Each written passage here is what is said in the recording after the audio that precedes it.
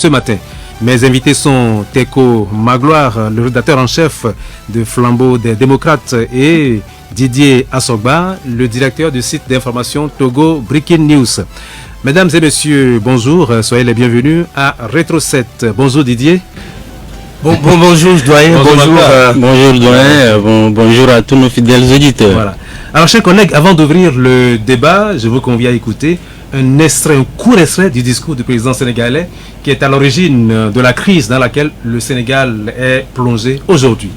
Mes chers compatriotes, notre pays est confronté depuis quelques jours à un différend entre l'Assemblée nationale et le Conseil constitutionnel, un conflit ouvert sur fond d'une supposée affaire de corruption de juges. En conséquence, j'ai signé le décret abrogeant le décret portant convocation du corps électoral.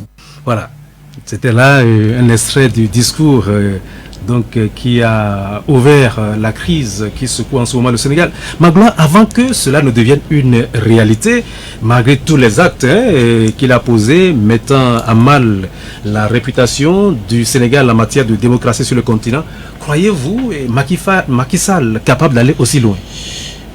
J'avoue que je faisais partie de ceux qui pensaient que le Sénégal demeure toujours un modèle de démocratie, surtout en Afrique francophone où c'est un peu rare. Et du coup, ça fait plusieurs mois déjà que les bruits couraient, que Macky Sall développait des velléités de ne pas quitter le pouvoir. Mais comme je l'ai dit, je faisais partie de ceux qui estimaient qu'il n'allait pas arriver jusque-là. À un moment donné, il nous avait même un peu conforté dans notre thèse en désignant clairement son dauphin avec un discours, à mon avis, clair, qui, je le cite, je me rappelle, Macky Sall disait en substance au peuple sénégalais qu'il n'est pas le seul homme intelligent capable de gouverner le Sénégal. Et donc, ce sont là quelques mots qui nous avaient véritablement confortés dans notre thèse, que malgré tout, il allait quand même sauvegarder l'image du Sénégal. Mais que ne fut grande non-surprise en découvrant à quelques heures seulement de l'ouverture de la campagne électorale que le président Macky Sall a fait micmac sous le prétexte ou avec l'argument selon lequel il aurait eu un différend entre l'Assemblée nationale et la Cour constitutionnelle pour non seulement repousser les élections, mais carrément, si on peut se permettre de lire entre les lignes, annuler carrément tout le processus électoral.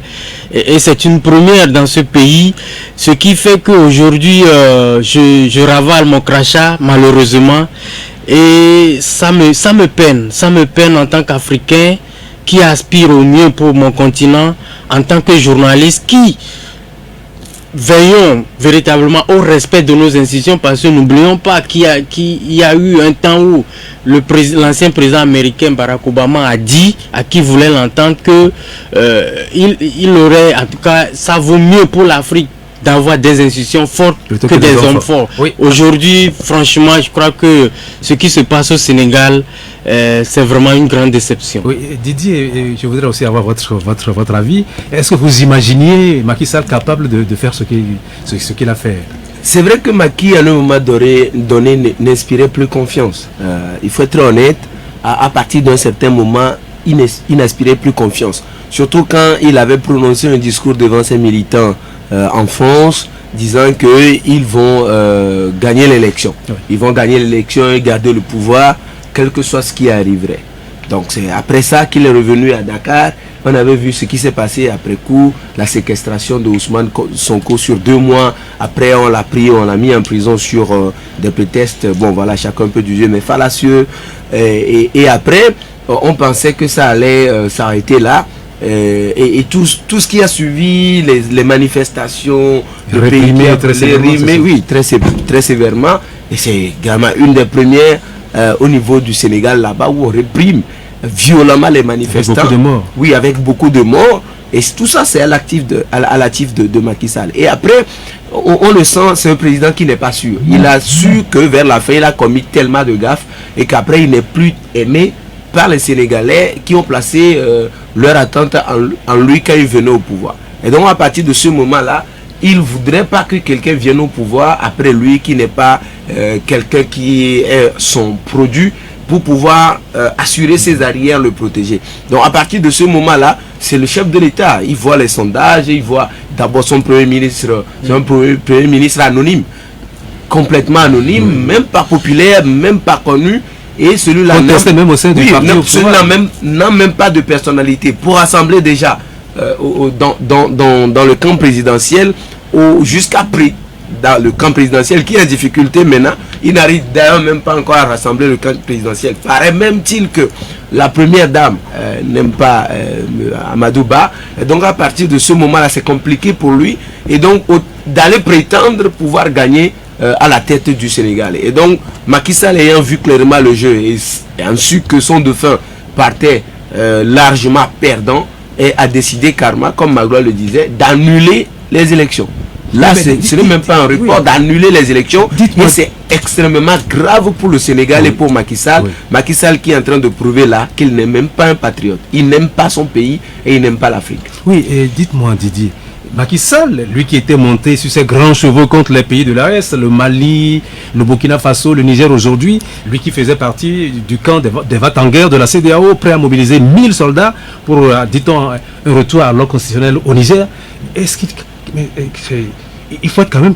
Comment est-ce que c'est possible quand on a adopté cette position-là de se comporter comme il vient de le faire? C'est peut-être là je viens de chuter. Il n'est pas un patriote.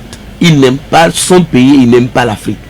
S'il avait un temps aimé le Sénégal, il avait mis un temps le Sénégal, la CEDEAO et l'Afrique au-dessus de ses intérêts, il comprendrait que l'acte qu'il est en train de poser là, au niveau du Sénégal, mais d'abord le Sénégal en difficulté, déjà avec les manifestations, les morts qu'il y a, le pays qui se trouve divisé, mais en difficulté la sous-région, c'est-à-dire ce qui reste de la CEDEAO, et puis met en difficulté l'Union africaine dont il a été il y a quelques mois le président. Donc à partir de ce moment-là, vous voyez que Macky Sall est en train de se dévoiler.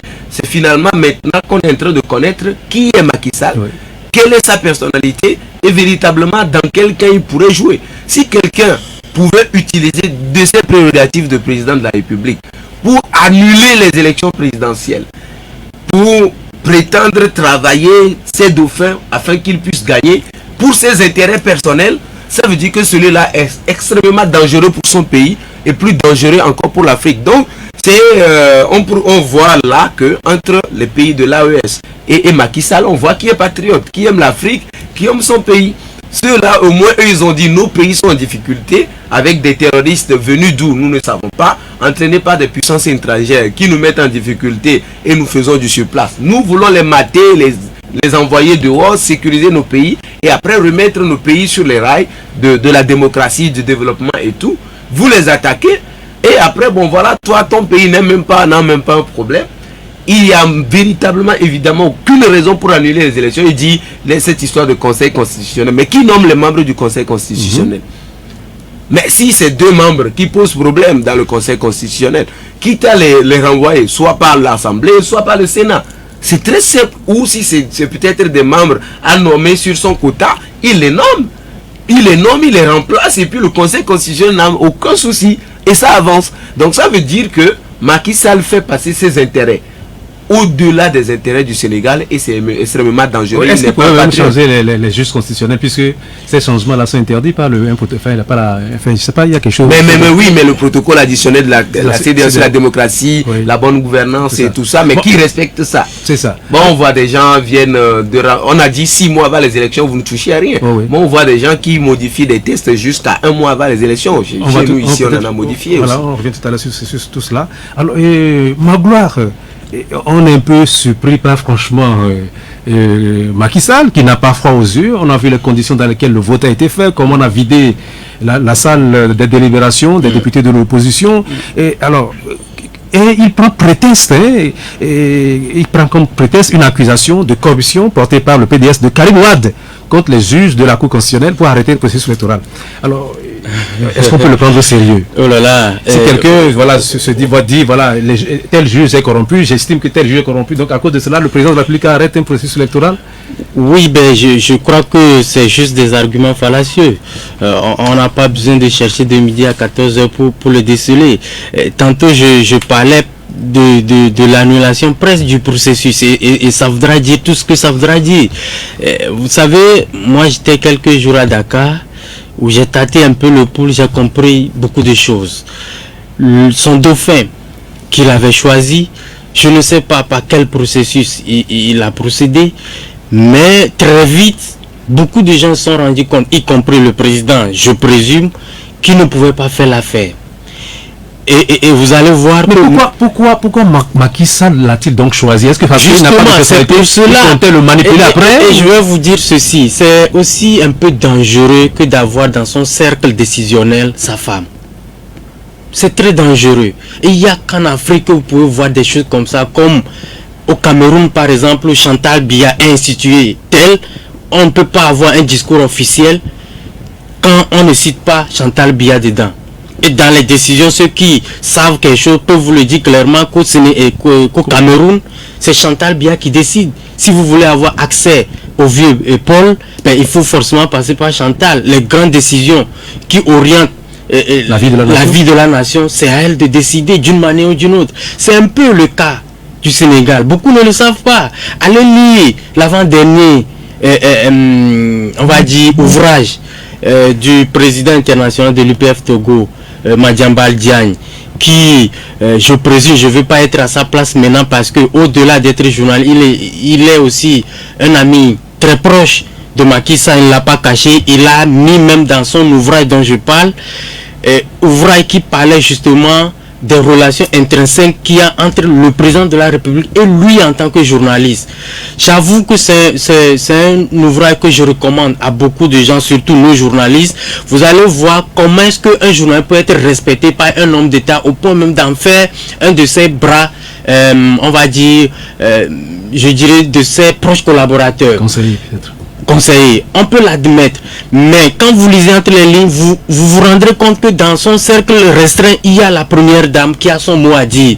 Et c'est là où je dis c'est très dangereux, parce que j'estime que pour choisir son dauphin, ça doit être l'apanage des politiques. Alors si ils sont arrivés à la fin à choisir M. Amadou Ba, je présume que c'est une décision consensuelle émanant de son camp politique.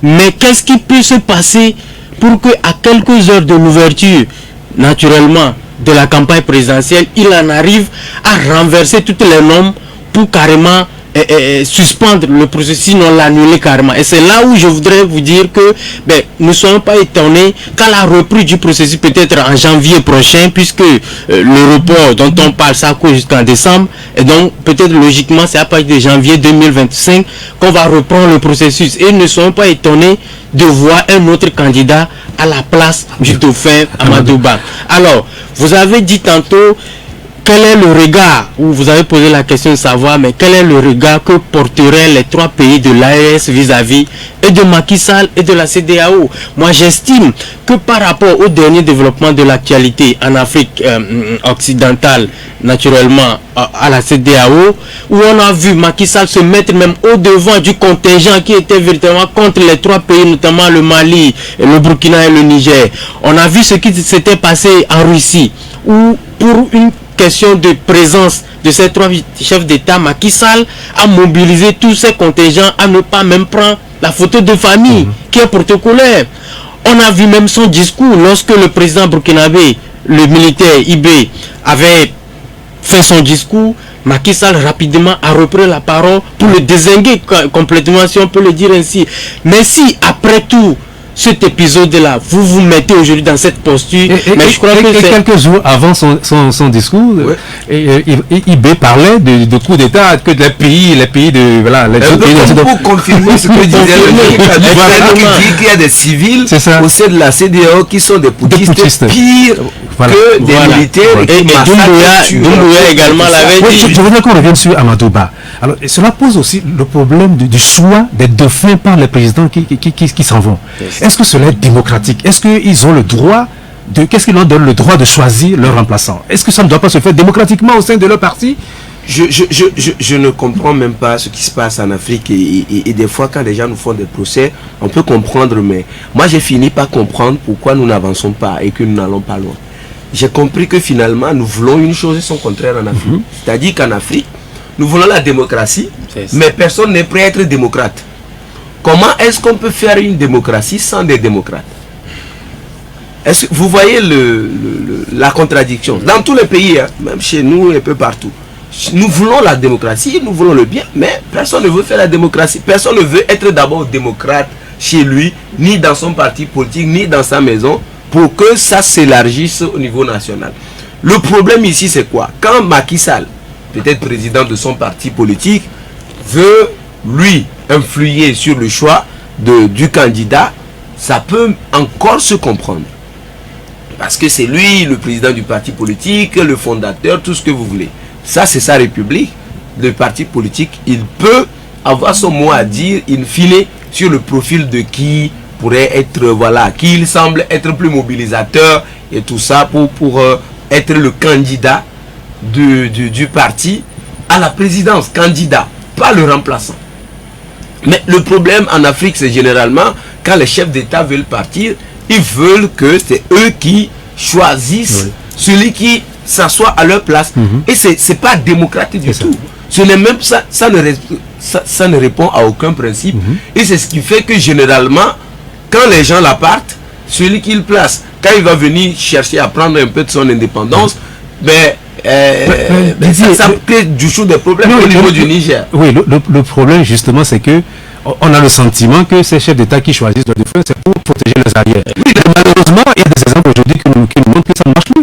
En Angola, João Lourenço a ouvert une guerre contre le clan dos Santos. Oui. Et en Mauritanie, le président qui est là,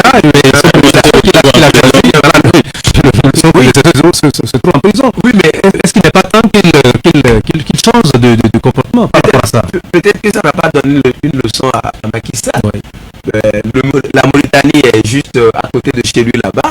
Il n'a peut-être pas suivi les actualités là-bas. Mais ce qu'il y a, c'est que un chef, c'est un chef. Oui. Vous l'avez choisi ou vous avez travaillé à ce qu'il vienne. Un chef, ça reste un chef. Un chef veut avoir de ses pouvoirs, de ses autorités pour prendre des décisions, parce que c'est lui qui sera comptable devant l'histoire, surtout à la tête d'un pays. Donc les chefs d'État comprennent que cette histoire de dauphin-là, ça ne marche plus et qu'il faut laisser le jeu démocratique se faire, laisser les citoyens choisir celui qu'ils pensent à même de pouvoir apporter du bien et amener le pays encore plus de l'avant. Plutôt que d'être dans cette combine-là, c'est peut-être pour ça que d'ailleurs ailleurs, les gens ne partent pas, ou quand ils veulent partir, il y a toujours de ces soucis. Mais je crois fondamentalement qu'on ne peut pas continuer à cacher le soleil avec sa main. Et ça ne marche pas. Et Magoulard, dans cette crise, l'Assemblée nationale sénégalaise a joué un rôle important. Un seul député de la coalition, formé par le PDS et le parti de Macky Sall, a eu le courage de voter non.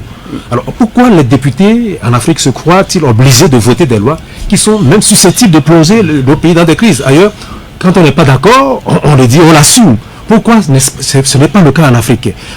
Et pourtant on dit, dans nos constitutions, il est bien écrit partout, le député n'a pas de mandat impératif. Voilà. Ce sont des mots, rien que des mots finalement chez nous. Hein. J'ai envie de circonscrire ce mal en parlant beaucoup plus d'Afrique francophone. Parce que au Ghana à côté, on n'a pas jusque-là eu vent des grands problèmes institutionnels, comme on le voit très souvent en Afrique francophone. Même le président Ouattara, on a su le micmac qu'il a fait, n'est-ce pas, pour s'adjuger un troisième mandat. Mais la réalité, c'est que quelle conception on fait justement de la politique? Est-ce qu'on a de vrais hommes de métier en Afrique? Tantôt, Didier faisait allusion à la démocratie que nous voulons épouser sans forcément être à même capable même de l'épouser à part entière. Ce qui fait que on fait un peu du verre à moitié plein, à moitié vide. Et ça ne peut pas marcher. Vous savez, quand on prend les grandes démocraties par exemple, comment ça se fait? Si je veux surfer un peu sur le terrain de désignation des candidats, mais il y a les primaires. On organise les primaires où le challenge se fait d'abord à l'interne, où on tamise et à un moment donné on dégage de façon consensuelle le candidat unique, ou sinon le candidat à même capable de porter les couleurs du parti. Même si quelqu'un n'est pas d'accord, c'est ce qu'on appelle le dictat de la majorité. tant que c'est le parti, au travers d'un des primaires qui choisit in fine l'homme, vous êtes tous obligés de faire front commun derrière lui. Mais qu'est-ce que nous voyons chez nous? Mais qui est le plus proche de moi? Vous l'avez dit, qui est ce proche même capable de m'assurer mon arrière quand je ne serai plus là? Et c'est là où le jeu est faussé. Sinon, comment comprendre que même à l'Assemblée nationale, des gens qui sont censés représenter le peuple, parce que c'est comme cela qu'on les désigne, les représentants du peuple. Mais alors même que le mandat n'est pas impératif, vous retrouvez des gens à l'Assemblée nationale, des intellectuels, parce qu'on parle quand même du Sénégal, des intellectuels qui se retrouvent, et sur un argument aussi fallacieux comme ça, les gens s'entendent à aller dans le sens du président de la République, parce que c'est lui, Macky Sall, lui le président de la République. Je dis, non seulement c'est dangereux, mais c'est quand même hypothétique pour l'avenir, n'est-ce pas, de cette Afrique que nous voulons construire. Et moi je l'ai dit, et vous prenez Macky Sall par exemple, l'histoire nous rattrape toujours. Vous vous rappelez de l'épisode gambien avec Yaya Jammeh, qui avait voulu faire un jeu pour ne pas quitter le pouvoir, alors même qu'il avait reconnu quelque part sa défaite et qu'il est revenu sur sa parole pour dire il faut qu'on revoie. Mais Macky Sall a pris son bâton de pèlerin. Et vous vous rappelez la prestation de serment de l'actuel président gambien à Dakar. À Dakar, ça voudrait dire que Macky Sall se prenait pour le champion en matière de démocratie. Et jusque-là, c'était normal parce que le Sénégal était d'un cran au-dessus de toutes les nations en Afrique francophone. Mais qu'est-ce qui pourrait se passer pour que quelques années après, on soit ici? Et c'est là où je voulais répondre à la question que j'avais posée au début de mon développement. Est-ce qu'en Afrique francophone, on a des hommes de métier? Vous savez, dans l'Occident ou en Occident, on ne se lève pas pour faire la politique. Vous allez voir, quand vous prenez le CV de tous ces hommes politiques, mais on vous dira toujours que les gens ont fait la Sciences Po, la Sciences Po, la Sciences Po. Même Macron, le jeune, il a fait la Sciences Po. Mais chez nous ici, qu'est-ce qu'on voit? Tout le monde. Il suffit d'être un peu cousin à un président de parti politique. Vous soyez un peu dans son cercle restreint, 5 ans, 10 ans après. Bien, on estime que vous avez relativement quelque chose entre les mains. Voilà, et ça ne peut pas marcher. C'est ce qui fait que si vous avez la notion de la politique, vous avez même hâte de libérer le plancher une fois le moment venu. Mais ici, par exemple, on nous impose, nous journalistes, désormais à ne plus... Enfin, pour avoir la qualification de journaliste, il faut passer par les écoles de journalisme. Je crois que ce modèle doit tendre aussi vers les politiques pour avoir à la fin des hommes de métier et non des commerçants politiques. Oui, Didier, je pose la question que je posais à Magoula, c'est-à-dire que comment est-ce que les députés, comme le disait Magoula, on imagine que parmi les députés sénégalais qui ont voté cette loi-là, donc reportant l'élection présidentielle, il y a des gens quand même d'un certain niveau, des intellectuels. Pourquoi aveuglement ils suivent les directives qu'on leur donne? Non, mais à un moment donné, quand vous voyez la configuration de nos assemblées nationales à travers le continent, ce qui se passe au Sénégal ne vous étonne pas. Moi, j'ai déjà vu dans des assemblées nationales des députés qui ont de la peine à lire. Et des députés, quand on pose des débats juridiques, ne peuvent pas parler. On a déjà vu des députés dans des assemblées nationales qui ont fait 5 ans sans prendre la parole une seule fois. Sans prendre la parole une seule fois. Parce qu'ils n'ont pas d'argument. Quand il faut voter, ils regardent, est-ce que tel a levé la main? Et eux aussi lèvent la main. Donc à partir de ce moment-là, des assemblées moutons comme ça, vous n'allez pas considérer que des gens réfléchissent. Et en plus, ceux qui réfléchissent d'ailleurs ne sont jamais à l'Assemblée nationale. Les grands intellectuels, ils estiment qu'ils n'ont pas leur place là-bas, parce qu'ils savent ce que ça va donner. Parce que quand tu vas là-bas, tu veux user de ta cervelle, de tes réflexions, pour influer, améliorer quelque chose, tu seras rapidement trouvé comme rebelle. On va dire que tu es tombé en disgrâce parce que le chef ne sera pas d'accord de ce que tu cherches ou que tu veuilles ouvrir les yeux des gens.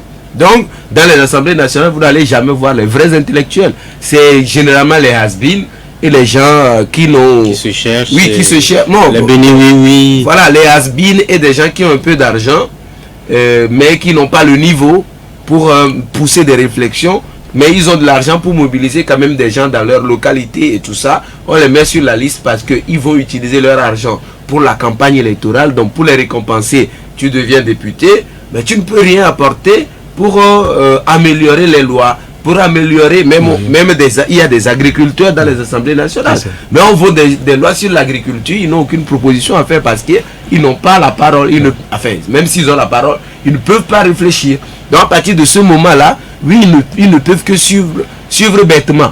Et après, l'autre côté, c'est qu'il y a des gens là-bas qui pensent que c'est en faisant la volonté de Macky qu'il pourrait continuer à être dans les bonnes grâces, et profiter du système. Oui, et profiter du système, mais c'est dommage. Didier, il y a aussi un autre aspect que je voudrais soulever, c'est le PDS de Karim Wade, et qui a commencé, et voilà, donc il y a donc une alliance contre nature entre le PDS et le parti de Macky Sall. Est-ce que ce parti-là n'est pas compromis aujourd'hui? Est-ce que, avec ce qui s'est passé, et que les Sénégalais, les opposants à Macky Sall appellent une forfaiture, est-ce que cela n'assombrit pas l'avenir de Karim Wade et du coup du PDS? Karim Wade, apparemment il est non prêt à tout pour accéder au pouvoir. Il n'y accédera pas. Là, c'est le Sénégal. Si c'était ailleurs, j'allais dire qu'il y accéderait. Là, on parle du Sénégal. Karim Wade n'a pas appris sa leçon. Ce que Macky lui a fait. Aujourd'hui, s'il joue sur le tableau de Macky, il a oublié que Macky est un homme d'intérêt. Quand il allait déranger Macky l'a mis en prison, l'a mis au dehors du pays. Mais maintenant, il n'est pas encore rentré. Jusque-là, il n'est pas encore rentré. Mais il tente de rentrer, il tente d'être candidat. Mais Macky travaille parce que là, Macky sait qu'il a son intérêt. Et il a laissé faire. Mais le jour où Macky ne trouvera pas son intérêt, qu'est-ce qu'il ferait? Il le mettrait en prison encore. Il n'y a pas de ça, non? Il aussi les Sénégalais. Mais maintenant, c'est pas Macky seul qui vote dans les urnes. Et ni le parti de Macky, ni les députés seulement qui votent dans les urnes. Dans les urnes, c'est les Sénégalais qu'on mate dans les rues, qu'on est en train de tuer et tout ça, qui votent dans les urnes. Et Dieu merci, là-bas au Sénégal, bon, c'est pas des élections où des gens peuvent voler. C'est des élections que des gens contrôlent. Sinon, Macky Sall lui-même, si on pouvait voler une élection donnée à quelqu'un, Macky Sall n'allait pas venir au pouvoir. Abdoulaye Wade n'allait pas perdre et que Macky vienne. Bien que l'élection est organisée sous la coupole du ministère de l'Intérieur sénégalais. Donc là, c'est des élections qui sont bien organisées et les Sénégalais savent ce qu'ils veulent. Ils voulaient hier Ousmane Sonko candidat, ils l'ont pas, mais ils vont pas tolérer que ce soit Macky Sall travaille le terrain pour Karim Wade dont ils ne veulent pas. Donc à partir de ce moment-là, Karim doit savoir qu'il est en train de se griller complètement sur la scène politique au niveau du Sénégal. Oui, l'éventualité du report de la présidentielle s'était déjà présentée au Sénégal. Et voici ce que disait Macky Sall alors qu'il était opposant. Pour ce qui concerne éventuellement le report d'une élection, ce n'est pas possible. De l'élection présidentielle, des élections locales, on peut les repousser, ça passe. Des élections législatives, à la limite, ça passe. Puisque, bon, c'est toujours des députés, on prolonge. Mais le président de la République ne peut pas prolonger son mandat, c'est impossible. Et cette question avait été posée en 2006, je vous le rappelle, parce qu'il y a des gens qui agitaient aussi la possibilité pour le chef de l'État en 2006 de reporter un peu les élections, d'engager un dialogue politique avec l'opposition pour organiser les élections en 2009. Mais nous qui sommes arrivés, nous avions dit que ce n'était pas possible. Il ne faut pas augmenter d'une journée son mandat, sinon le pays serait dans le chaos que les gens ne le reconnaîtraient plus. Il n'y aurait plus d'autorité dans ce pays. À partir du moment où le président n'est plus reconnu, mais chacun fera ce qu'il veut. Et ça, c'est dangereux pour le pays. Donc ça, c'est une fiction. Ceux qui pensent ainsi doivent cesser de rêver. Le président ne peut pas augmenter pour une journée. Sauf si le Sénégal, on ne se peut se trouver dans une guerre très grave. Le président ne peut pas prolonger son mandat d'une journée. Dixit Macky Sall. Alors, les motifs qu'évoquait son prédécesseur pour repousser les élections et que Macky Sall a rejeté sont les mêmes qu'il brandit aujourd'hui pour reporter la présidentielle. Alors, moi, la question que je me pose et que je vais vous poser, Magoula, qu'arrive-t-il aux hommes politiques lorsqu'ils arrivent au pouvoir? Qu'est-ce qui leur arrive? Vous, tout à l'heure, vous avez rappelé quelque chose, ou bien c'est Didier, que Macky Sall était devant le combat quand Yahya Jammeh voulait refuser de quitter le pouvoir. C'est Macky Sall qui était au devant de ce combat-là pour installer le président gambien qui est là aujourd'hui. Alors comment ce même homme-là qui avait tenu ce discours-là, comment expliquer qu'il se comporte aujourd'hui de cette façon-là? C'est justement les deux visages qu'affichent très souvent les hommes politiques en Afrique qui inquiètent et qui amènent à s'interroger 1000 fois.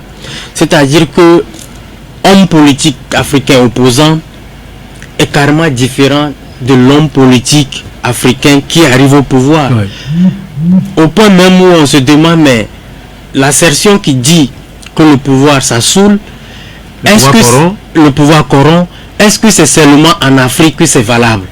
Puisqu'on voit ailleurs, Barack Obama serait un Africain qui serait toujours chef d'État aux États-Unis, je présume.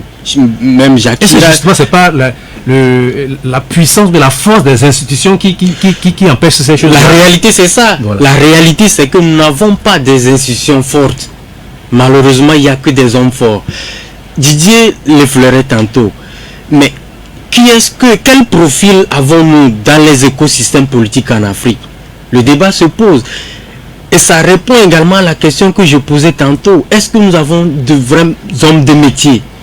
La politique, j'estime que c'est une science qu'il faut apprendre, l'adopter et respecter ses principes. Mais si vous êtes un aventurier ou alors un commerçant politique, mais on ne peut assister qu'à de telles choses, à de tels scénarios.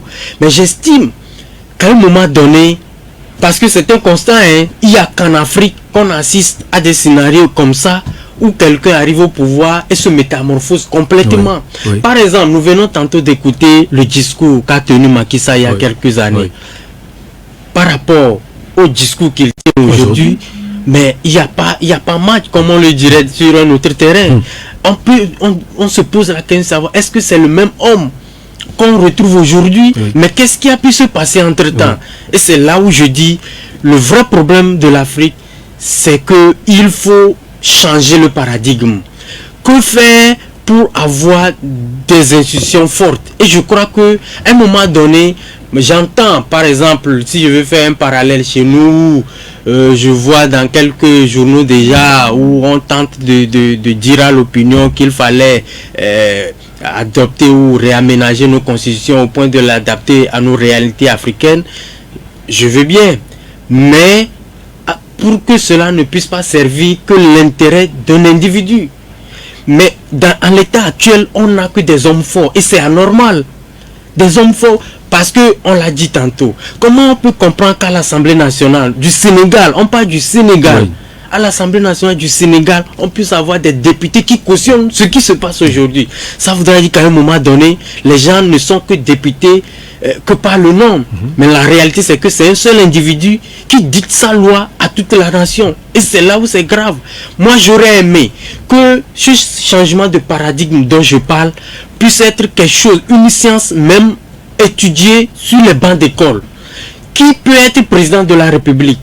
Parce que chez nous, la réalité, c'est qu'on se trompe souvent en prenant les mécènes comme ceux-là qui sont capables de diriger une nation. Non, ceux qui ont les moyens. Par exemple, si je prends le monde du football, les présidents de clubs ont aussi cette tendance à prendre ceux qui ont plus de moyens, comme celui-là qui a le meilleur profil pour diriger les fédérations. Et la suite, on voit très souvent ce qui se passe. Alors, j'estime que du moment où c'est seulement en Afrique que ça se passe ainsi, le problème se trouve en Afrique. Et le vrai problème, c'est qu'on n'a pas des institutions fortes, mais plutôt des hommes forts. Et c'est là où il y a l'enjeu, le défi majeur. Que faire maintenant pour avoir en lieu et place des hommes forts, mais plutôt des institutions fortes? Oui, Didier, les opposants qui, une fois au pouvoir, se comportent exactement ou font pire que les régimes qu'ils combattaient, Alpha Condé, Abdoulaye Wade un peu, Macky Sall aujourd'hui.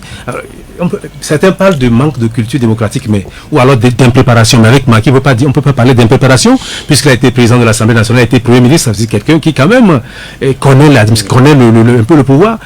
Moi, je voudrais comprendre, qu'est-ce qui se passe? C'est l'ivresse du pouvoir, qu'est-ce qui se passe? Ce qui se passe est simple. Ces gens-là ne sont pas des patriotes. Puisque toutes les théories qu'on peut utiliser. Mais ça, au niveau de dans le cas Macky Sall, là, ça ne va pas se vérifier. Si on va dire que bon, ok, il n'a pas été préparé, il a été président de l'Assemblée nationale, il a contribué à voter un certain nombre de lois là-bas, donc il sait comment ça fonctionne. Il a été premier ministre, donc il a géré l'exécutif à un moment donné.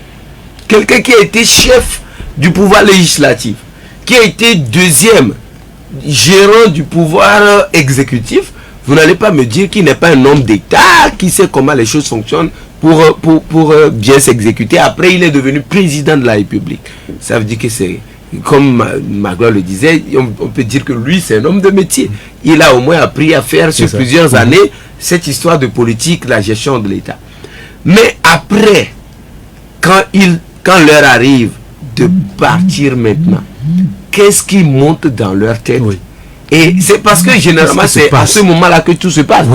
Pour modifier les constitutions. Pourquoi est-ce qu'on appelle Georges Weah? Oui, c'est à la fin des mandats. Pour modifier les constitutions, pour que des gens restent. C'est à la fin des mandats que ça se passe, pour que les élections ne se passent pas bien. C'est à la fin des mandats que ça se passe, pour qu'on arrête des opposants, on empêche certains d'être candidats. C'est généralement à la fin des mandats. Et je comprends que c'est parce que des gens ne sont pas des patriotes. Ces gens-là, ils n'aiment pas leur pays. S'ils avaient un temps aimé leur pays, ils comprendraient que le pays passe avant eux et que leurs intérêts, parce que tout est une question d'intérêt. Même quand on dit que quelqu'un est ivre de pouvoir, c'est pour ses intérêts personnels, pas pour les intérêts du pays. On sait quelqu'un, je ne sais plus le nom, là, qui dit que l'homme politique pense à la prochaine élection et l'homme d'État à la prochaine génération. Là, dans ce cas-là, nous n'avons pas plus d'hommes d'État sur le continent. Avec ça, on explique en partie ce changement que l'on observe chez les politiques, une fois pour voir par les pressions qu'ils subissent de la part de certaines puissances extérieures. Écoutons Dr Foli Gada, un enseignant-chercheur sur le sujet. Le Sénégal traverse une crise depuis l'affaire de Sonko. Derrière Sonko, il faut voir beaucoup d'acteurs internationaux. En fait, ce qui se passe, c'est qu'il y a une confluence des acteurs et des intérêts internationaux dans les enjeux électoraux en Afrique. Et parce que nous sommes dans une périphérie par le simple fait que nous n'avons pas de système monétaire autonome. Du coup, nous n'avons pas de pouvoir sur la politique de la macroéconomie. On n'a pas les leviers en main. Forcément, nous dépendons des économies puissantes qui sont à l'étranger. Et du coup, il y a l'actorat international qui décide et qui fait fonctionner les institutions. Des fois, nos institutions fonctionnent comme étant des terminaux d'autres institutions étrangères. Il faut comprendre la néocolonie. Vous avez des lois que vous faites voter qui n'ont rien à voir avec votre politique nationale, mais qui correspondent à des agendas internationaux. Et un peu comme ce qui se passe à Bruxelles avec les lobbies. Chacun veut que telle directive soit votée, soit approuvée par la Commission, ainsi de suite. Et donc le Parlement vit dans une tension entre plusieurs intérêts contradictoires. Les parlements sont aujourd'hui au cœur du cyclone du mondialisme. Dans le Sénégal va vivre cette tension parce que déjà il y avait Ousmane Sonko qui attaquait directement la France à Pertis Verbis. Et vous êtes au Sénégal qui fut l'ancienne capitale de l'AOF et qui a été construit, si vous voulez, selon le modèle français, un peu comme la Côte d'Ivoire. Donc c'est les deux vitrines, n'est-ce pas, de la France en Afrique occidentale. Un acteur de ce rang sous Sonko qui, on ne dirait pas qu'il est anti-français, mais qui serait prêt à changer de partenaire. Il faut l'écarter du jeu parce qu'il va complexifier la gouvernance au Sénégal. Les relations internationales, la politique étrangère du Sénégal va changer. Et dans un contexte de grande transition dans tout le Sahel et même dans le golfe de Guinée. Une fois que celui-ci a été embastillé, avec tous les contentieux que cela crée au sein de la population, le pays rentre en instabilité. Qui sera le président après Macky Sall? Ce sera le président de quel candidat? Il y a beaucoup de pays qui veulent placer leur candidat. Et vu qu'il n'y a pas la médiation sur cette plateforme n'a pas abouti, on ne sait pas le scénario. Donc il faut repousser les élections. Donc c'est ça qui se reflète à travers le conflit entre Ba et Macky. Il ne faut pas oublier aussi le camp de Wade, parce que le camp de Wade n'a pas dit son dernier mot. Normalement, le camp de Wade a un candidat qui est aussi soutenu par l'étranger. Voilà. L'analyse du docteur Gada, qu'est-ce que vous en pensez et quelles pourraient être les mains extérieures qui sont en train de pousser Macky Sall à faire ce qu'il a fait faire là. Alors là, le professeur a ajouté de l'eau à mon boulet quand je disais que les gens là ne sont pas des patriotes. Quand je disais qu'ils n'étaient pas des patriotes, mais ça veut dire qu'ils roulent pour d'autres personnes, pour leurs intérêts personnels et pour les intérêts des autres. Donc c'est clair. Mais Macky Sall, il est revenu de Paris il y a quelques jours. Avant son discours du 3 février, il est revenu il est revenu presque une extrémiste de Paris parce qu'il n'était pas prévu qu'il revienne. Parce que tout est ok, la campagne va démarrer le samedi là. Et donc du coup, il est revenu, on ne sait pas pourquoi, et d'où il est allé tirer cette technique là, de son chapeau là de prestidigitateur, et puis ben patatras, j'ai abrogé le décret qui a convoqué le corps électoral, synonyme de l'annulation des élections. À partir de ce moment là, on sait que Macky Sall est en train de rouler pour la France, il joue pour la France, et il veut faire forcément, et peut-être la France doit avoir un mot à dire dans le choix de son dauphin, enfin, même celui qui dans son camp doit pouvoir le remplacer, la France a son mot à dire. Et Karim Ouad dont nous parlons, bon, je n'ai rien contre sa religion, mais il vit quelque part là, dans les Golfes. Au Qatar. Oui, au Qatar. Et donc, ces pays du Golfe, ces pays de pétrole, ces pays musulmans du Golfe maintenant, et sont maintenant de grands acteurs de la diplomatie internationale. Ils sont en train de devenir des puissances. La preuve, les Émirats Arabes Unis ont adhéré au BRICS il y a quelques temps. Le Qatar frappe à la porte et d'autres également là-bas. L'Arabie Saoudite et tout veulent rentrer dans. Donc, ces pays-là, de cette région-là, constituent aujourd'hui également des puissances à ne pas oublier dans la diplomatie, dans les relations internationales, et veulent également avoir leurs hommes qu'ils utilisent pour influencer un certain nombre de décisions en Afrique, et surtout en Afrique occidentale, qui semble une région un peu mieux organisée, mieux aboutie, même s'il y a trop de désordre ailleurs. Et donc aujourd'hui, vous avez Sonko et son camp qui plaide karma pour le panafricanisme, se libérer de ces liens de colonisation de la France et d'autres puissances, et enfin Sonko et son camp et d'autres également qui pensent également comme lui et qui sont dans cette perspective là. Il y avait Barthélémy Dia, bon après, même si après Macky Sall l'a apprivoisé, l'a fait taire au risque de l'envoyer en prison, mais il y a beaucoup d'acteurs aujourd'hui, de jeunes politiques, de jeunes acteurs politiques au niveau du Sénégal aujourd'hui, qui travaillent pour que le Sénégal soit libéré de la France, de l'emprise de la France, des États-Unis, et qui partie de la France, dit les États-Unis, et d'autres puissances qui également cherchent à avoir le jeu. Et n'oubliez pas, il y a la Russie en embuscade. Et donc aujourd'hui, quand on parle des panafricains, tout le monde pense directement de ce que la Russie est derrière eux. Donc quand on prend les trois groupes d'acteurs là, qui jouent là-bas au niveau du Sénégal, c'est des groupes, personne ne veut dire son dernier mot, personne ne veut abandonner, même si on peut supposer que le camp aujourd'hui des panafricanistes reste un camp assez important, qui va au-delà de Ousmane Sonko, qui est on va dire la vitrine, mais comme j'ai dit, il y a les Dia, il y a les Khalifa Sall, il y a d'autres également, qui sont dans ce camp-là, qui peuvent rapidement faire une alliance derrière un candidat choisi par Sonko ou d'autres, et qui peuvent mettre en difficulté le plan et de la France et d'autres puissances. Et je crois véritablement que c'est l'analyse qu'ils ont rapidement fait, et certainement il y a eu des renseignements, certainement il y a eu des sondages qui ont permis aujourd'hui à la France et à Macky Sall de faire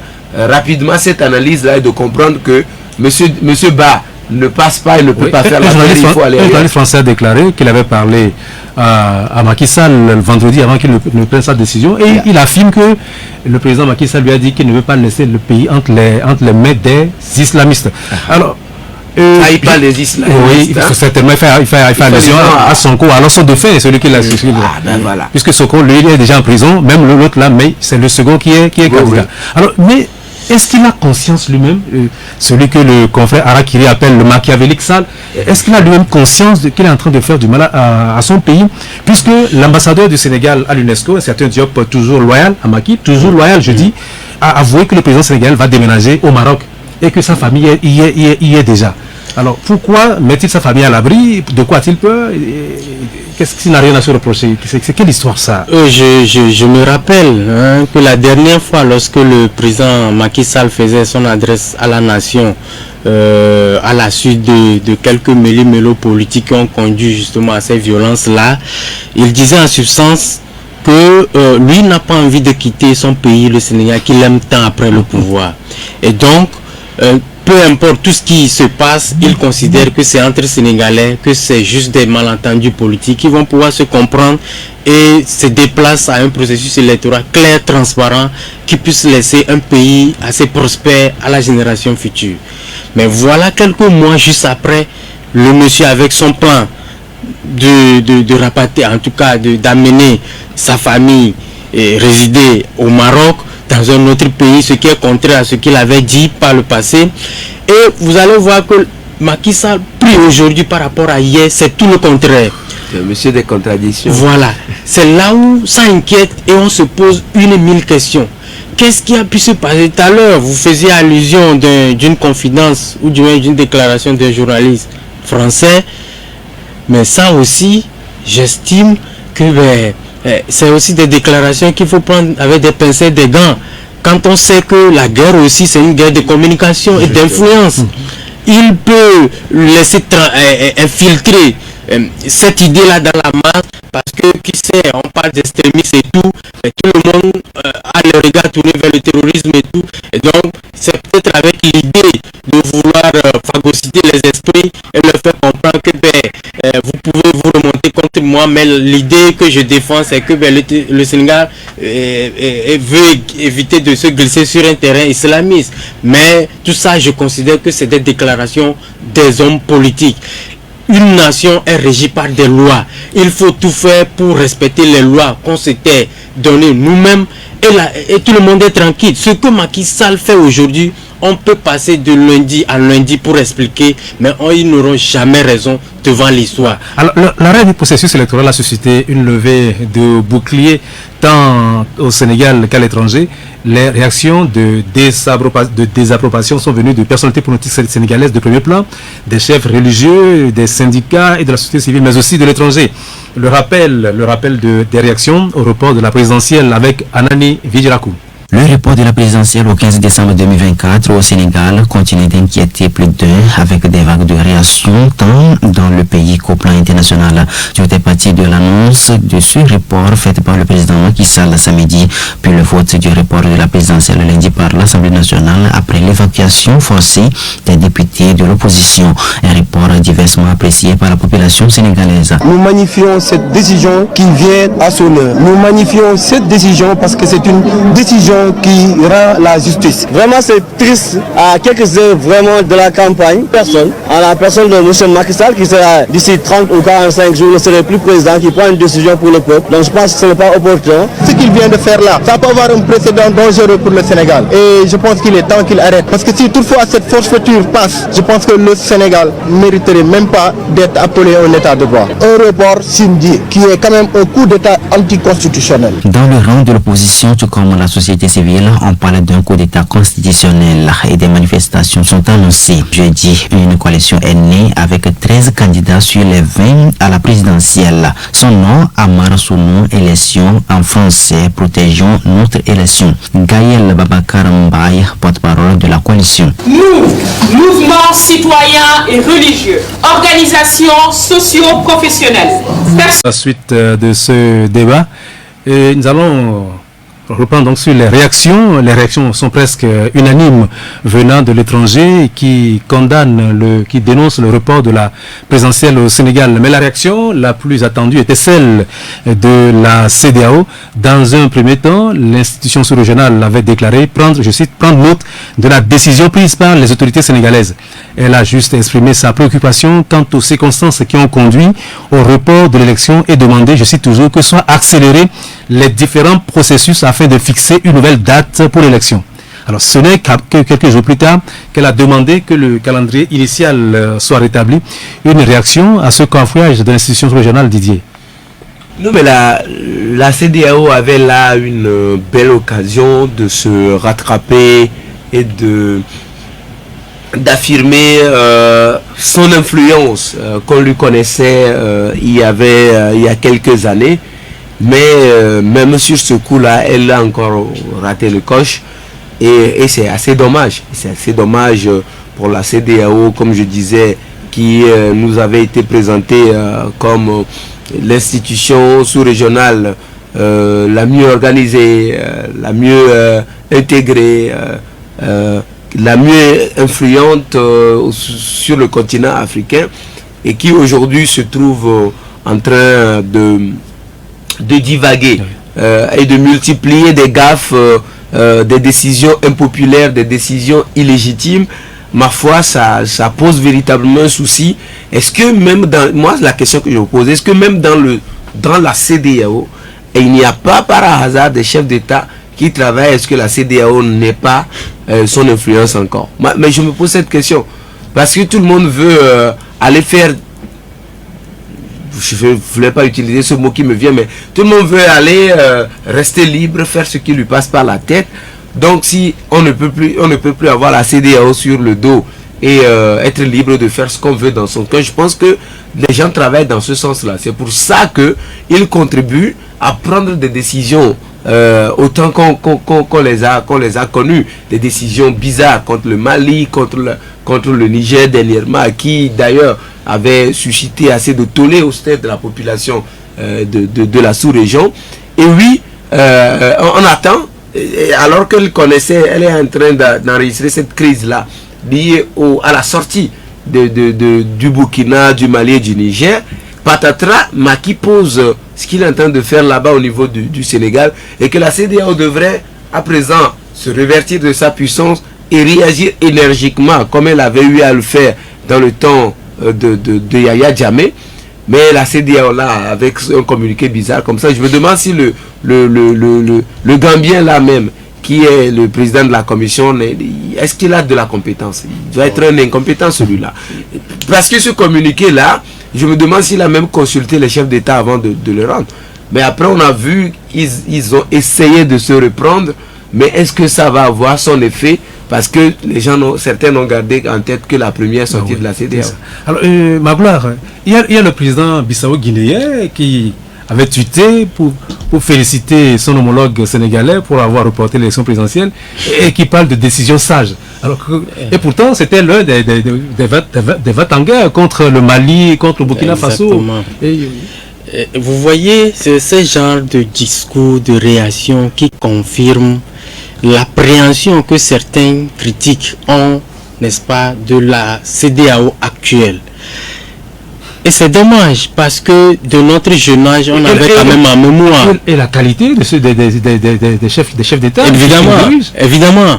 Je le disais tantôt. Comment est-ce qu'on peut prendre ce risque-là Vous savez, quoi qu'on dise, jusqu'à un passé récent, la CEDEAO, malgré tout ce qu'on peut lui reprocher comme organisation sous-régionale, était quand même celle la mieux organisée sur le continent. Moi, je me rappelle jusqu'à la présidence de l'ancien président malien Alpha Oumar Konaré, par exemple, c'était une CEDEAO bien structurée qui s'imposait véritablement sur le continent. Mais qu'est-ce qui s'était passé? Où il y a une génération de chefs d'État qui est arrivé et qui a tout foutu en l'air. Mais est-ce que c'est pas avec le Mali? Est-ce que dès que le problème malien s'est posé, avec quand une fois le Mali ne voulait plus de la tutelle de la France, est-ce que c'est pas à partir de là que la CEDEAO a commencé? En fait, c'est ça qui nous amène à épouser la thèse selon laquelle d'autres puissances travaillent à mettre sous embargo toujours et toujours nos organisations sous-régionales, sous tutelle. Et c'est la preuve palpable, même si on n'a pas les éléments tangibles comme cela pour l'affirmer. Il suffit juste de savoir lire entre les lignes et vous vous rendrez compte facilement du jeu qui se joue. Parce que on parlait tantôt du communiqué de la CEDEAO. Vous voyez ce communiqué, l'actuel président Adama Barrow de la Gambie, on vous l'a dit, la relation qu'il y a entre lui et le président Macky Sall du Sénégal. On a vu la réaction du président bissau-guinéen.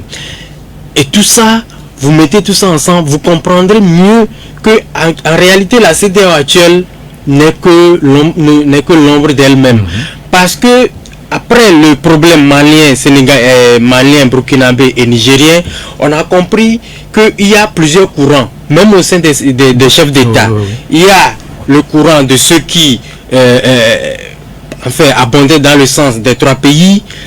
Il y a le courant un peu du genre Fornia Singbe qui essayait malgré tout de jouer au tampon, et ceux qui sont assez dithyrambiques, qui disait qu'il faut absolument sanctionner. Mais il fallait juste écouter le président béninois, Patrice Talon, à sa dernière conférence de presse, et vous vous rendrez compte qu'au jour d'aujourd'hui, mais il y a beaucoup de clans au sein de la CEDEAO. Et il a même dit que lui aujourd'hui, si l'occasion lui est donnée de dire à ses compères de chefs d'État, c'est de leur dire d'arrêter tout.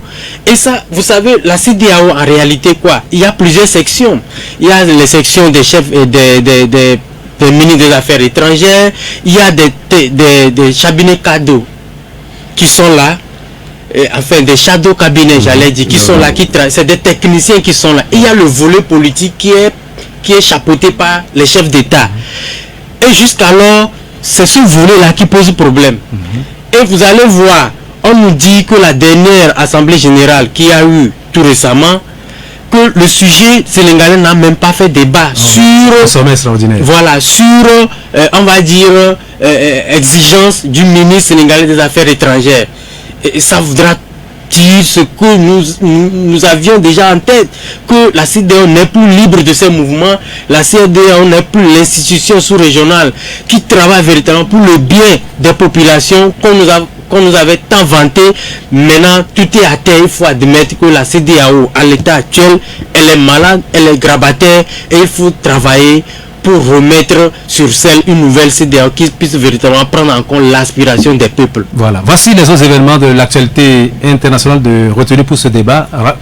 Anani Vigilako pour le rappel. Le président béninois Patrice Talon, en conférence de presse jeudi à Cotonou, a réitéré qu'il ne briguera pas un troisième mandat à la fin de son mandat en 2026. Patrice Talon. Ça se passe autrement. Nous avons tourné cette page-là. Le Bénin est un autre pays. Le Bénin n'est plus dans cette catégorie-là. Le président Talon s'est aussi prononcé sur la situation sous-régionale, notamment celle du Mali, du Burkina Faso et du Niger. Concernant ces trois pays de l'AES, Talon dit avoir parlé à un des présidents en lui précisant que, je cite, les peuples ne nous ont pas élus pour les diviser. Restons avec les pays de l'AES. Leur décision de sortir de la CEDEAO était au centre du sommet extraordinaire de l'organisation jeudi. En réponse aux lettres de notification de retrait envoyées par ces trois pays, la CEDEAO conteste les arguments avancés en précisant que ces sanctions sont fondées. Ainsi, elle dit non à la sortie des trois pays. Et puis à Madagascar, une loi a été votée cette semaine pour imposer des peines de castration chirurgicale ou chimique aux violeurs des mineurs. Le texte adopté en début de février par l'Assemblée nationale malgache puis mercredi par le Sénat sera validé dans les jours à venir par la Haute Cour constitutionnelle avant d'être promulgué par le président André Rajoelina. Le document prévoit une peine de castration chirurgicale à l'encontre des auteurs de viols sur un enfant de moins de 10 ans, mais aussi la castration chimique ou chirurgicale contre les violeurs d'enfants âgés de 10 à 13 ans et chimique pour les violeurs de mineurs de 13 à 18 ans. Un texte jugé cruel, inhumain et dégradant par Amnesty International. Confrère, Madagascar vient de voter une loi sur le viol des mineurs et la peine prévue c'est la castration.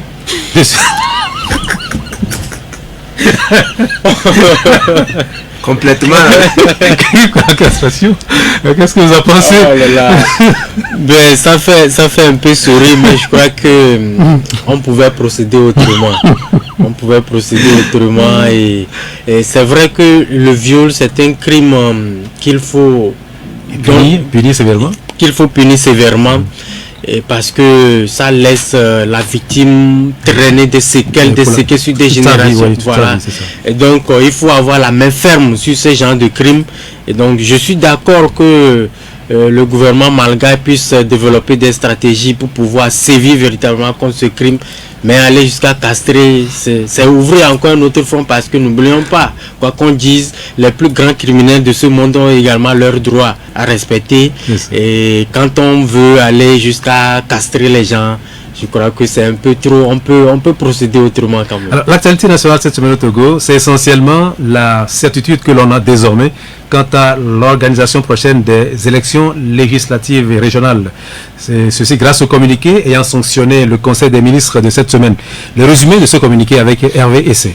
Réunis jeudi dernier sous la présidence de Faure Essorzini Gnassingbé, président de la République, le Conseil des ministres a examiné 7 projets de décret, dont 6 sont relatifs à l'organisation des élections législatives et régionales de 2024 et écouté une communication. Le premier décret porte répartition des sièges des députés à l'Assemblée nationale. Il porte le nombre de circonscriptions électorales de 30 à 39 d'une part et d'autre part répartit les 113 sièges par circonscription électorale. Le deuxième décret fixe la date des élections législatives et régionales et convoque le corps électoral pour les dites élections le samedi 13 avril 2024. Le troisième fixe les montants du cautionnement à verser pour les élections législatives et régionales de 2024. Le quatrième décret porte ouverture et clôture de la campagne électorale. Ainsi, pour les élections législatives et régionales du 13 avril 2024, la campagne électorale est ouverte le jeudi 28 mars 2024 à 0h et prend fin le jeudi 11 avril 2024 à 23h59. Le cinquième décret porte vote par anticipation des membres des forces de défense, forces paramilitaires et réserves opérationnelles pour les élections législatives et régionales de 2024.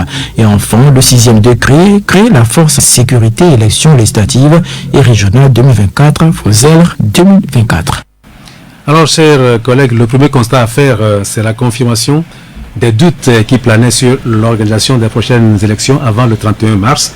Mais il s'agit d'un léger retard et tous les acteurs politiques savent désormais à quoi s'en tenir. C'est donc une avancée, n'est-ce pas, Didier? Bon, de toute façon, l'avancée, c'est que finalement les élections sont organisées. C'est qu'on sait que finalement qu'on va avoir les élections législatives, surtout les élections législatives, parce que les élections régionales, perso, je ne sais pas à quoi. C'est un saut dans l'inconnu. Oui, elles vont servir finalement. Moi, dans les pays comme les nôtres, mais bon, ok, c'est le choix du pays, mais c'est déjà heureux parce qu'il y a déjà eu une crise, on va dire, si ça va être dans d'autres pays, ça pourrait être une grande crise, surtout que les élections législatives là devaient venir renouveler le Parlement dont le mandat a pris fin. Vous voyez tous les débats qu'il y a autour, ça peut donner lieu à des crises politiques. Donc du coup, oui, c'est une bonne nouvelle que la date est fixée. Mais honnêtement, sur d'un point de vue politique, si on doit analyser politiquement, je pense que le décret convoquant le corps électoral a pris beaucoup de retard. Beaucoup de retard parce que ça aurait été annoncé depuis longtemps pour permettre aux différents états-majors de se préparer, de savoir, voilà, de connaître le calendrier vrai. Parce que finalement, on n'aura pas connu le calendrier de la CENI si ce n'est le calendrier que fixe le gouvernement au Conseil des ministres avec voilà, les décrets, les communiqués et tout ça. Le vrai calendrier élaboré par la CENI, on ne l'a pas finalement, la CENI ne l'a pas publié, ni en conférence de presse, ni devant les partenaires qui ne prennent pas aux élections, notamment les partis politiques. Comme je dis, le décret convoquant le corps électoral vient d'être pris, donc juste 2 mois pratiquement, jour pour jour, pour les élections. Honnêtement, ça prend trop de retard parce que 2 mois pour la CENI pour organiser les élections, pour les états-majors des partis politiques également, pour se préparer, ma foi, c'est in extremis, même si on sait que d'autres entités ont eu la chance d'avoir le monopole d'un certain nombre d'informations pour lancer des appels à candidature, pour se préparer, émailler le terrain et tout ça. Ça aurait été une organisation un peu plus démocratique, plus équilibrée, plus équitable. Ma foi, le chronogramme des élections aurait dû être publié il y a longtemps pour permettre à tout le monde de voir clair et aux uns aux autres de se préparer, parce que là même, le montant de la caution, des gens commencent pas à parler parce qu'il paraît qu'ils ont augmenté sensiblement la caution pour être député. 500 000 pour 500 000, et la moitié pour les il y a moins il y a quelques années. Il paraît que c'était moins il y a quelques années. Donc du coup, ma foi, c'est déjà une bonne nouvelle qu'on va avoir les élections, mais bon, les contours, on pourra toujours essayer. Oui, le débat va certainement se cristalliser sur le fait que le nombre de circonscriptions électorales est porté de 30 à 39 et surtout sur la répartition des 113 sièges de députés pour laquelle la répartition pour laquelle des opposants réclamaient des assises ou même un comité national de répartition, et le gouvernement a ignoré ces réclamations. Oui, on a compris carrément que les réclamations qui avaient été faites donc par l'opposition n'avaient pas été écoutées. Et moi je me rappelle qu'on nous avait expliqué cela par le fait que tout a été décidé au niveau du CPC, que les grandes décisions que prend le gouvernement sont résultant justement des discussions qui ont eu lieu en amont au CPC, et donc il fallait tout faire là-bas, et que ce n'est que le prolongement logique de ce qui s'était déjà fait. Maintenant, on a compris que on a voulu arrimer les chiffres par rapport aux préfectures qu'on a, par rapport aux communes qu'on a. C'est vrai, au niveau de l'opposition également, il y a certains qui semblent l'adopter tel. Il y en a d'autres également qui expriment un peu leur ras-le-bol, mais sans avoir vraiment des outils nécessaires pour aller plus qu'au-delà des dénonciations. Maintenant, nous voici devant le fait accompli, le calendrier il est établi. Le premier point de satisfaction, c'est que enfin on a une idée du programme du calendrier, parce que n'oublions pas, on nous avait toujours dit parler du dernier semestre de l'année 2023. Ça n'a pas pu tenir. Vers la fin de l'année 2023, le chef de l'État a instruit son gouvernement de tout faire pour organiser les élections au premier trimestre. Au plus tard, on en était là. Ça n'allait pas, et beaucoup se questionnaient si véritablement cet agenda projeté de premier trimestre au plus tard, exigé par le chef de l'État, allait également tenir. Mais force a été de constater quand même que l'agenda tel que conçu par le gouvernement a été annoncé au peuple togolais au travers donc du dernier conseil des ministres. Qu'on dise, comme Didier l'a dit, il y a beaucoup de choses qui peuvent se dire. Quand on prend par exemple le nombre de places par rapport aux régions et tout ça, ça peut laisser place à tout un débat qu'on pourra faire. Je crois qu'on n'a pas, on n'a pas assez de temps, justement. On n'a pas assez de temps, puis on n'a pas encore la réaction du constat que le calendrier il est déroulé maintenant, que chaque camp s'organise, même si moi personnellement je n'en crois pas trop, parce que vous savez, quand on avait dit que le nombre de députés est passé de 91 à 113, beaucoup de gens, surtout du côté de l'opposition, certains avaient jubilé. Moi j'ai dit innocemment, croyant que peut-être ça va être des places de plus pour eux, mais qui leur a dit, qui leur a garanti que le pouvoir en place va laisser faire pour qu'ils puissent rafler les places qu'ils ont créées. Maintenant on attend de voir. Alors, la CAN Côte d'Ivoire est le dernier sujet à l'agenda du débat de ce matin. Vous le savez, la finale de cette compétition continentale opposera la Côte d'Ivoire au Nigeria.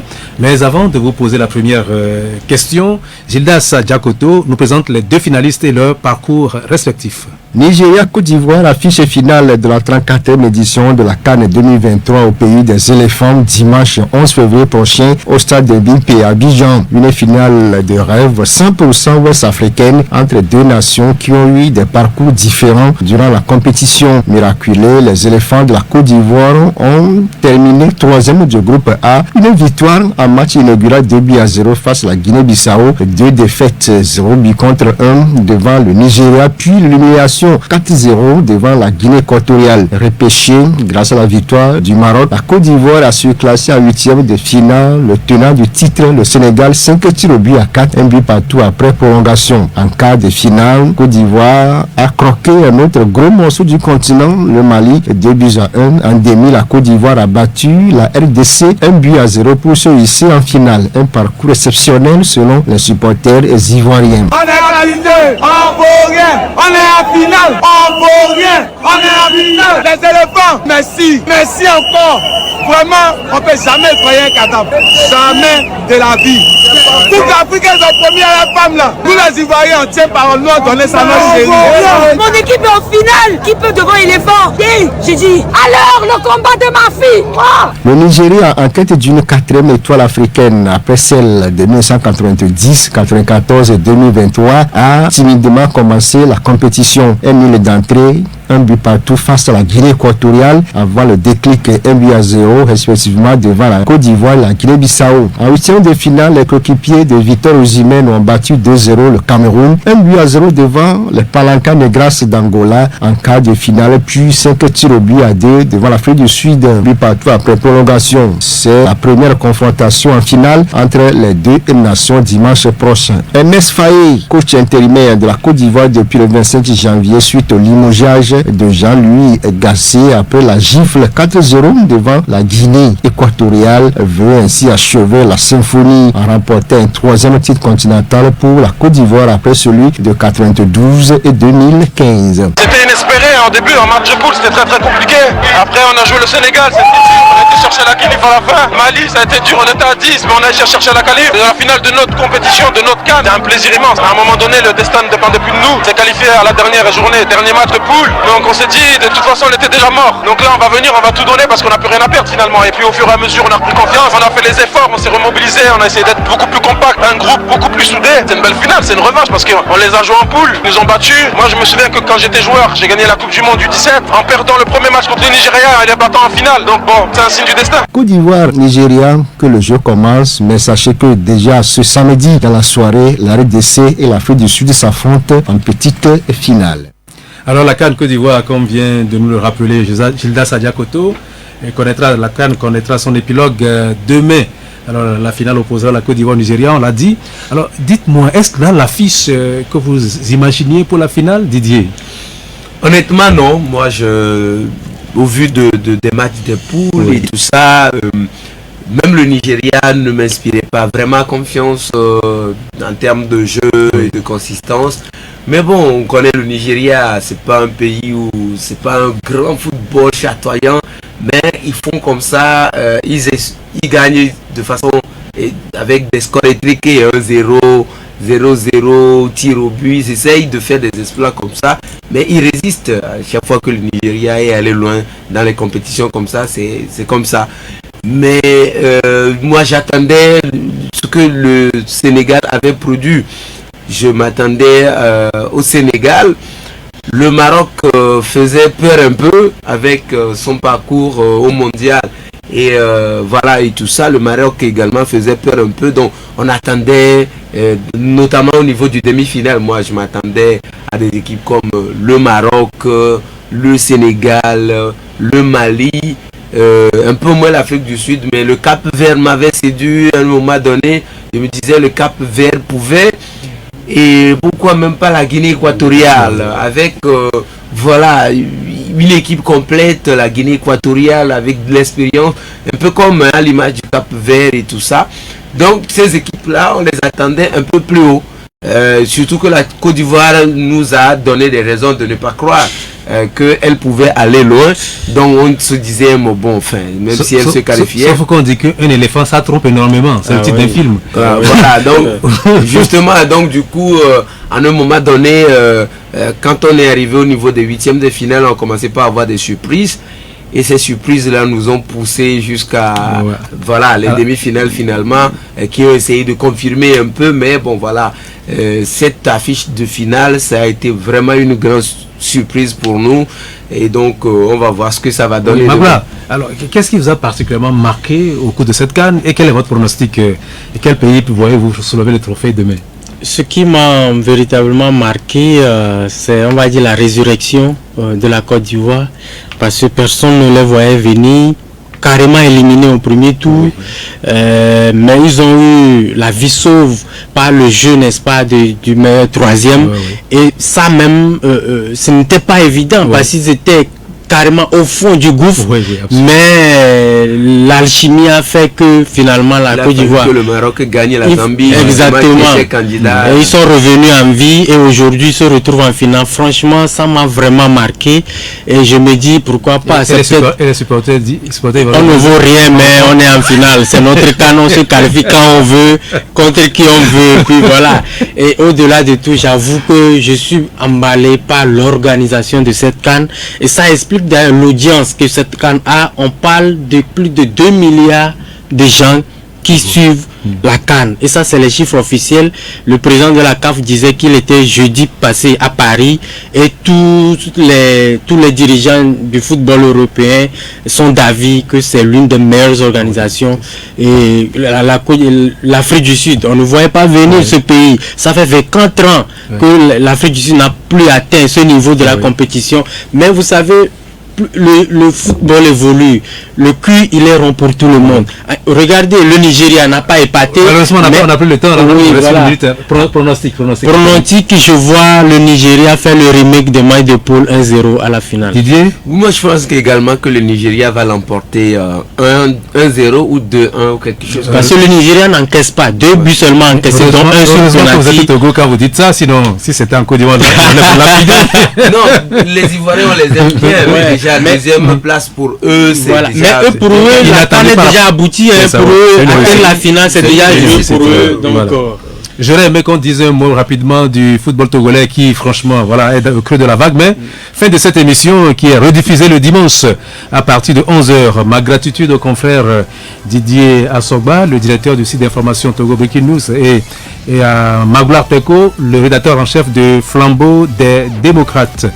Eh bien, auditrices et auditeurs de Victoire FM, je vous remercie pour votre aimable attention. Amjoy Allah, Haïté Messan et